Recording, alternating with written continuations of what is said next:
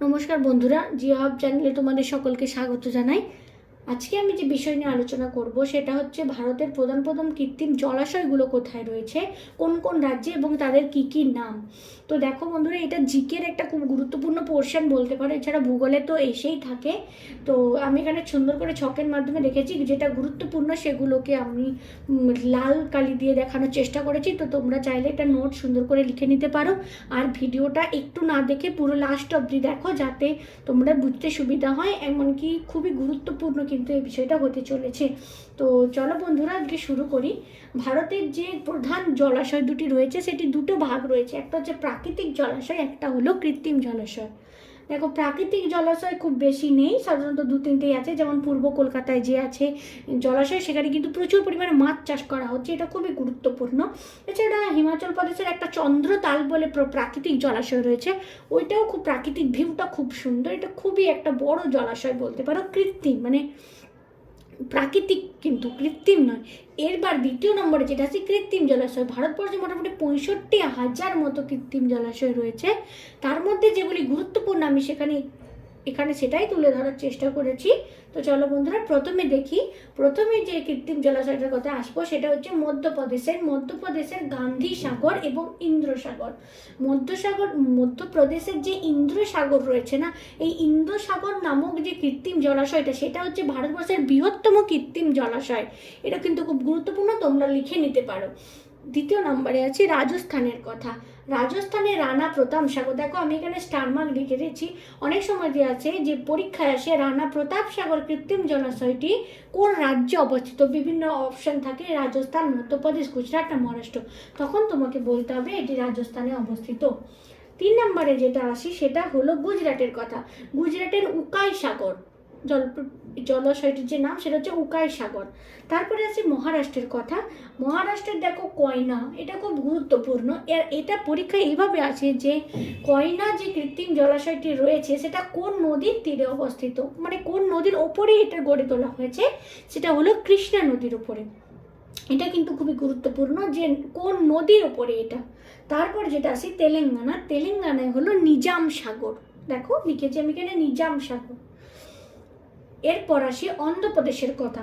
অন্ধ্রপ্রদেশে নাগার্জুন সাগর নামে যে কৃত্রিম জলাশয়টা রয়েছে, নাগার্জুন সাগরটা কোন নদীর তীরে অবস্থিত? এগেন এটা কৃষ্ণা নদীর তীরে অবস্থিত। এটা খুব গুরুত্বপূর্ণ যে নাগার্জুন সাগর বাঁধ বা ড্যাম বা কৃত্রিম জলাশয় যাই বলো, সেটা কোন নদীর তীরে অবস্থিত? কৃষ্ণা নদীর তীরে অবস্থিত। এর অবস্থানটা কোথায়? এর অবস্থান হচ্ছে এপি অর্থাৎ অন্ধ্রপ্রদেশের মধ্যে। এরপর যেটা আসি সেটা হচ্ছে কর্ণাটকের কথা।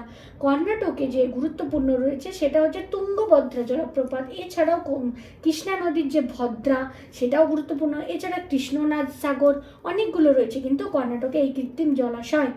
তারপরে আসি এই পাশে, দেখো আমি লিখেছি তামিলনাড়ুর এই যে স্ট্যানলি জলাধার, এই নামটা খুব গুরুত্বপূর্ণ। সাধারণত কমন নামগুলোকে আমরা বেশি জানি, কিন্তু নতুন যে ট্রামগুলো আছে সেগুলো তোমরা নোট করে রেখো। তামিলনাড়ুর স্ট্যানলি জলাধার খুবই গুরুত্বপূর্ণ। আর কাবেরী নদীর তীরে অবস্থিত ভবানী সাগরের যে কৃত্রিম জলাশয়টি, সেটি কাবেরী নদীর তীরে অবস্থিত। এর অবস্থান কিন্তু তামিলনাড়ুতে। এরপর যে কথায় আসি সেটা হচ্ছে পৃথিবীর বা তুমি বলতে পারো ভারতের যে দীর্ঘতম ড্যাম, সেটা হচ্ছে হীরাকুদ ড্যাম। এটা উড়িষ্যাতে অবস্থিত। আর এটা কোন নদীর তীরে অবস্থিত যদি জিজ্ঞাসা করা হয়, তাহলে এটা মহানদীতে অবস্থিত। মহানদীর ওপরে এই ড্যামটা তৈরি করা হয়েছে এবং ভারতের দীর্ঘতম মানে লম্বাই সব থেকে বেশি এই ড্যামটি হীরাকুদ। এবার আসি ছত্তিশগড়ের কথা। ছত্তিশগড়ের মোরারি জলাধার রয়েছে, সেটাও খুবই মোটামুটি বড়। এরপর আসি হিমাচল প্রদেশের কথা। হিমাচল প্রদেশের যে কৃত্রিম জলাশয়টা গড়ে উঠেছে সেটা হচ্ছে গোবিন্দ সাগর। দেখো লিখেছি আমি গোবিন্দ সাগর।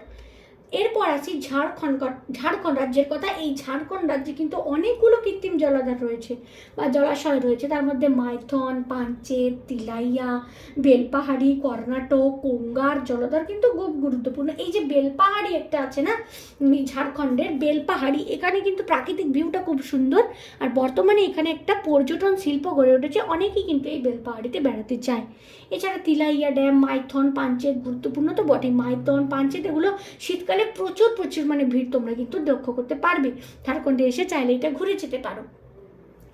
এছাড়া ওয়েস্ট বেঙ্গলে যেটা আছে কংসাবতী এবং ময়ূরাক্ষী নদীতে অবস্থিত কংসাবতীর জলধারের উপর যে গড়ে উঠেছে যে ড্যামটা আমরা মুকুটমণিপুরে দেখতে পাই, সেটা কিন্তু পশ্চিমবঙ্গ সরকার অনেক ডেভেলপমেন্টের চেষ্টা করছে এবং কংসাবতী ড্যামের সাথে যুক্ত অনেক মানুষের যেন জীবিকা অর্জনে অনেক সুবিধা হয়।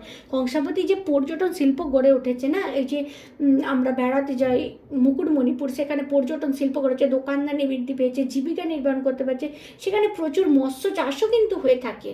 এটা পশ্চিমবঙ্গে অবস্থিত। এছাড়া উত্তরপ্রদেশে যেটা অবস্থিত সেটা হচ্ছে গোবিন্দ পন্থ সাগর। এটাও গুরুত্বপূর্ণ, এটা নতুন নাম, তোমরা ভালো করে নোট করে নাও।